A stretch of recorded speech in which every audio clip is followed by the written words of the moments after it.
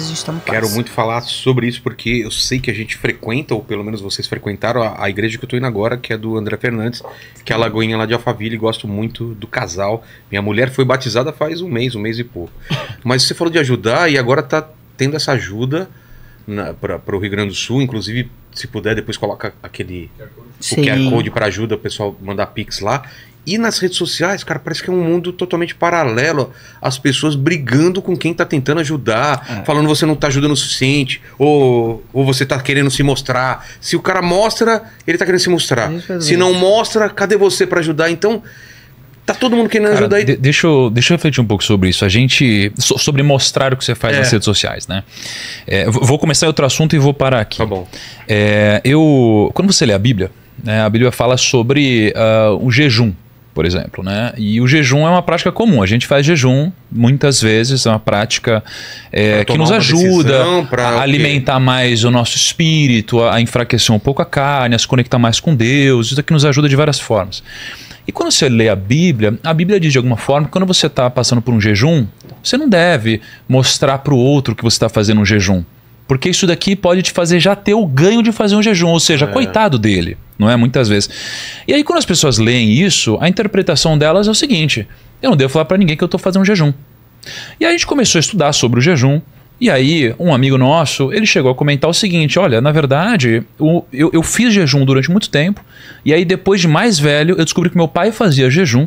Eu perguntei para ele por que ele nunca tinha me falado sobre isso. Ele falou: filho, é porque na Bíblia diz para eu não falar para você sobre jejum. E aí ele foi aprofundar nesse tema. E aí ele entendeu o seguinte: se o jejum não fosse para ser mostrado quando com intenção positiva, Jesus não teria registrado o jejum que ele fez no deserto. Porque o que importa não é você dizer que fez ou não, é a intenção de você dizer que você fez ou não. Então, se eu tenho um filho e eu vou explicar para meu filho sobre jejum com a intenção de que ele se edifique, isso é bom. Agora eu trago então para as doações, por exemplo, né? E para o que está acontecendo hoje, que realmente é uma linha tênue, né, de tudo que acontece. Antes de se manifestar, por exemplo, com o que está acontecendo agora, a grande tragédia que está acontecendo, né? A gente estava sendo xingado nas redes sociais por não ter se manifestado. E aí só que a gente não tinha se manifestado porque a gente não queria, porque a gente estava pensando o que a gente ia fazer. A gente se manifestou do nosso jeito, a gente deu nossa ajuda, fez doação, divulgou vaquinha, fez tudo que a gente poderia fazer até aquele momento. E aí, quando a gente fez, a narrativa se inverteu. Caramba! Estão querendo se promover. Você está querendo se promover, você está querendo fazer marketing, não é? E aí, qual que é o ponto que eu e Maíra a gente fica muito atento numa situação como essa? O que está batendo no nosso coração? A intenção é de ajudar ou a intenção é de se promover? Se a intenção for de ajudar, isso aqui é bacana, porque a gente tem algo que vale mais do que dinheiro, que é a mídia. Não é? Então, eu doar 100 mil reais é menos que eu fazer pessoas doarem 1 milhão de reais, por exemplo. Então, sobre isso, o jejum, ou o dinheiro, ou o dízimo, ou qualquer coisa, eu acho que a intenção é o que mais vale. Entendi. Né? E não você mostrar que sim ou que não. Né? E eu acho que um recado importante que fica é muito impressionante o tempo que as pessoas estão usando para criticar umas às outras, para jogar pedra umas nas outras, porque acima de qualquer sem fazer nada, né? Exato. Porque acima de qualquer coisa tem você olhar para si e em vez de ficar olhando para o outro e tacando pedra no outro e julgando o outro. E assim, a internet está muito assim. Lógico que esse momento é um momento tipo difícil, avassalador, né? É um momento, tipo assim, não tem nem palavras para descrever. Você não consegue imaginar que nesse momento vai ter gente preocupada em saber em quem votou. Exato. Quem essa pessoa votou? Ah, então o que ela tá fazendo é com outra intenção. Exato. Como se, tá todo mundo junto, na mesma causa. Exato. É muito louco isso, é muito triste tudo isso que tá acontecendo. Mas independente do que tá acontecendo agora, antes disso tudo, a internet já estava assim. As pessoas, total. O tempo inteiro, elas ficam jogando pedra umas nas outras, elas ficam, desculpa o palavreado, mas cagando regra, sabe? O tempo inteiro, faz assim, não faz assim, tá errado, tá certo, tá. E esse é o movimento mais importante, principalmente as pessoas que usam a Bíblia, né?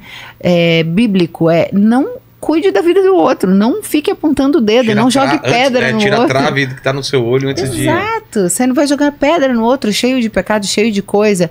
Então, eu acho que a maior dificuldade da internet está sendo essa. a gente conseguir olhar o que é bom pra gente e ignorar o que não é bom. As pessoas não estão conseguindo ignorar o que elas não gostam. Elas têm que ir lá falar. E tá um movimento que fica fulminando. Cada vez tá pior, cada vez as pessoas estão mais envenenadas. A gente tem uma pessoa que a gente gosta muito, chama Juscelio, né? Pastor Juscelio. E aí, um dia desse ele tava falando sobre o seguinte. Você tem quantos filhos, Vilela? Você tem um filho? Vamos agora fazer o segundo. Ah, legal, parabéns, cara. Ou terceiro. Que abençoe esse próximo filho. Como a inseminação pode vir. Ainda, então, né? É verdade. A gente tá muito querendo que seja 2 já de uma vez, porque é inseminação, Olha, né? Então. É verdade. Então imagina assim, ó, você tem 2 filhos. Um é mais velho, naturalmente, e você cria uma expectativa maior em cima de quem é mais velho. Não é? É natural. Por quê? Porque essa pessoa é mais velha, ela é mais madura, espera-se que seja mais madura, então você vai criar uma expectativa em cima dela. Quando uma pessoa é muito nova, ela vai errar em algumas coisas, você vai relevar muitos erros. Quando uma pessoa é mais velha, você já leva em consideração que ela já viveu muitas coisas, você já ensinou ela muitas coisas. E aí quando o Juscelio trouxe essa explicação pra gente, ele explicou o seguinte: espiritualmente é a mesma coisa. Se você é uma pessoa mais elevada espiritualmente, por exemplo, você deveria se enxergar melhor se você é um daqueles que está condenando os outros a todo instante. Não é? Porque hoje você vê pessoas que se dizem cristãos, né, o tempo todo condenando todo mundo. Tudo bem que a Bíblia não diz para você não julgar, diz para você que você deve julgar de forma justa, mas é difícil você julgar de forma justa, né? Mas quem tem mais maturidade deveria condenar muito menos, né? Mas não é o que acontece hoje. Eu vejo o né? contrário, né?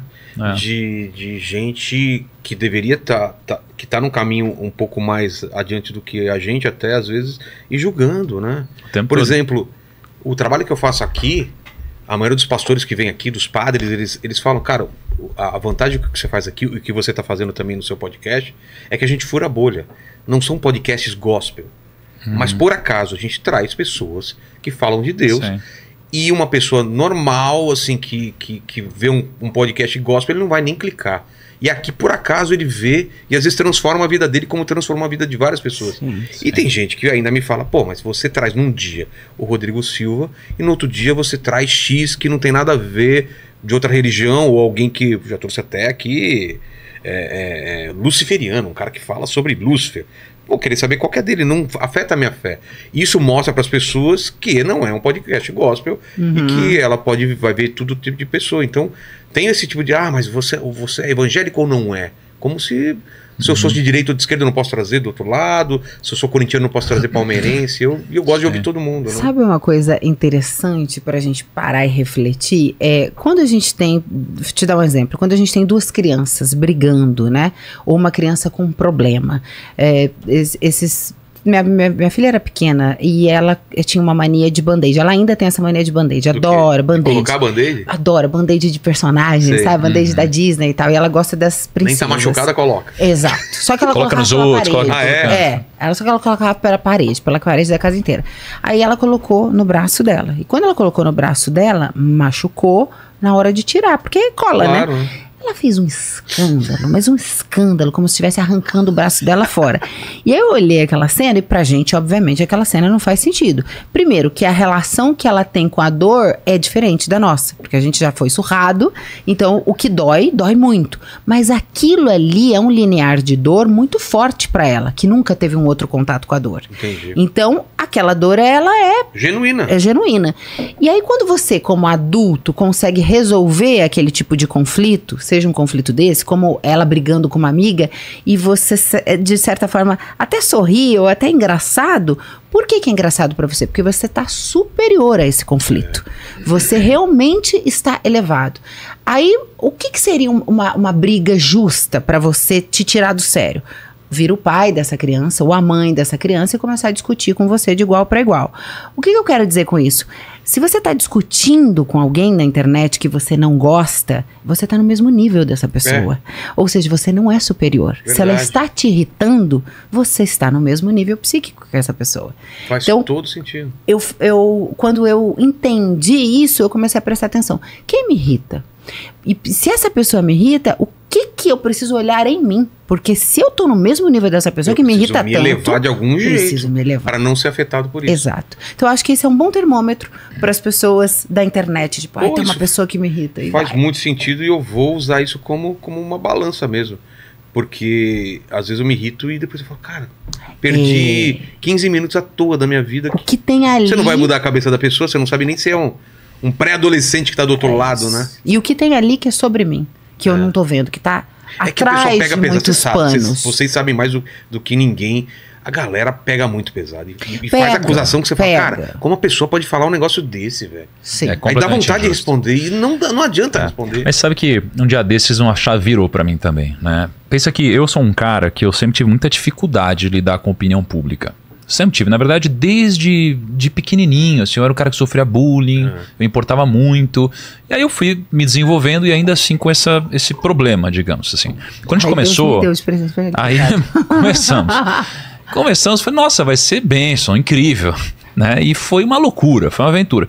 No meio disso, eu descobri que, na verdade, a paz nunca vira de fora, ela tem que vir de dentro. Porque não são os problemas que diminuem, a gente cresce. A gente é empreendedor, a gente foi abençoado com um monte de coisa, a gente aprende, a gente escala, então os desafios ficam cada vez maiores. Mas a gente precisa ficar mais forte e a paz tem que vir de dentro. E a chave que virou esses dias pra mim foi o seguinte, eu tava mal com algumas coisas que estavam acontecendo na minha vida. E aí a gente leu uma passagem muito interessante na Bíblia, onde Jesus ele pergunta assim para os discípulos, quem eu sou? Né? O que estão dizendo que eu sou? E aí os discípulos começam a dizer, estão dizendo que você é João Batista, estão dizendo que você é Elias, estão dizendo que você é um profeta. Aí Jesus diz assim, e para vocês, quem eu sou? Aí eles dizem, você é o Cristo. E aí se encerra o diálogo. Isso significa o seguinte, a gente se importa muito com a opinião dos outros, enquanto a gente deveria se importar mais com a opinião de quem está próximo.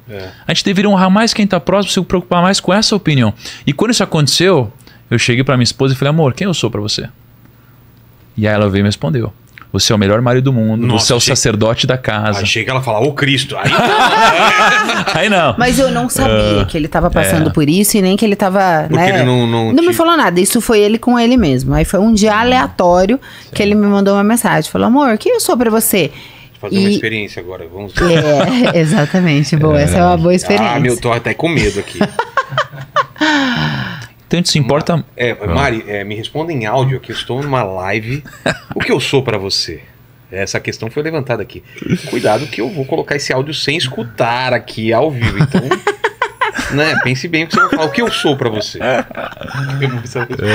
Eu comecei brincando com ele e coloquei um monte de coisa, mas eu não sabia que ele estava nesse momento. Então, isso foi muito importante pra ele. Eu comecei brincando, você é meu Deus, o da Deusolândia, que eu chamo ele de Deus. E um homem incrível, inteligente, doce, divertido, fiel, leal. Você é um paizão, você é um esposo, enfim, ele é tudo pra mim. E aí no final ele colocou obrigado. E aí depois ele me contou. Você não sabia. Não sabia.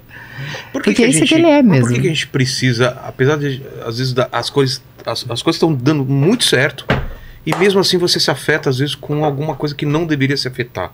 Eu sei que quanto mais a gente fica velho, menos a gente menos se afeta. Como que o diabo funciona?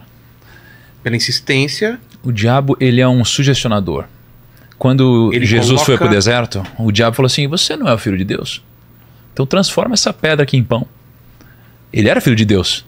Mas o fato de ele, caso tivesse transformado a pedra em pão para provar para o outro, mostraria uma falta de confiança em quem ele realmente era. Ou seja, isso aqui é uma crise de identidade. Quando você não tem a clareza de quem você é, ou quando você se perde, ou quando você duvida, esse é o momento onde você aceita sugestões de fora. É assim que o diabo age, entendeu? Exato. Então pode ver, quando Jesus está na cruz, o que acontece? Fala, você não é o filho de Deus? Então faz tal milagre. É assim o tempo todo. Você vê o jogador de futebol, enquanto ele tá marcando, ele tá ganhando campeonato, nada afeta. O cara começa a perder gol, começa a sair notícia disso ou daquilo, já começa meio que desmoronar, né? E por que as pessoas mais velhas, como você falou, elas se importam menos? Porque elas sabem mais quem elas são. Quanto mais a gente vai envelhecendo, mais certeza a gente tem. Né? Hoje em dia, você não vai se afetar com qualquer coisa que forem te falar. Isso também é um termômetro muito bom. Aquele comentário que te tira do sério sobre você, por mais que você ache que você tá resolvido e que você não é aquilo, se te tirou do sério, tem alguma coisa que você tem... entender porque aquilo te tira do sério. Exato, porque tem dúvida sobre alguma coisa. Vou dar um exemplo bobo, e que é muito comum.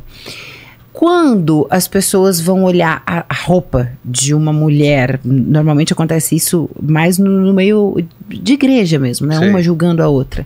E eu vejo que tem uma certa acidez, vai ali, provoca, xinga e coloca tudo quanto é nome feio. Eu vejo que tem uma grande dificuldade de aceitar aquela decisão. Por exemplo, eu não uso decote, não é porque eu não quero, é porque eu sei que é errado, mas eu gostaria. Aí eu vejo a outra usando, inconscientemente tem uma parte de mim que tem raiva. Ela não tá bem com essa decisão que ela tomou, né? Exato. Então sempre a gente tem que analisar, porque tipo, você pode olhar e falar assim, aquilo não é legal, eu não gostaria daquilo, só que eu tenho o teu lado invejoso, que a gente tem que brigar 24 horas com o nosso lado invejoso. Tem o nosso lado de, eu sei o que tem que fazer, eu faço o que tem que fazer, mas eu gostaria de fazer o errado de vez em quando. Eu não faço, mas eu gostaria. Então, são os nossos monstros, né? A gente tem o lado ali do desenho do Deus e o diabinho o tempo inteiro. Então, quando alguma coisa te tira do sério, tem uma parte de você que tem que ser avaliada por você mesmo.